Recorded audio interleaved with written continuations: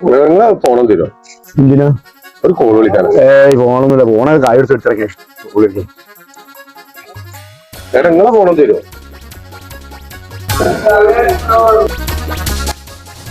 നമ്മളെ രണ്ടാളും കണ്ട ഏകദേശം ഒരേ മാതിരി ഇല്ലേ?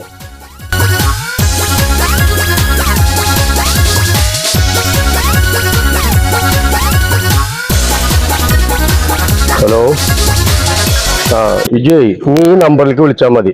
മറ്റേ നമ്പറിലേക്ക് വിളിക്കണ്ട, മറ്റേ നമ്പർ കട്ടാകാൻ പോവാണ്. ഇതാണ് പുതിയ നമ്പർ.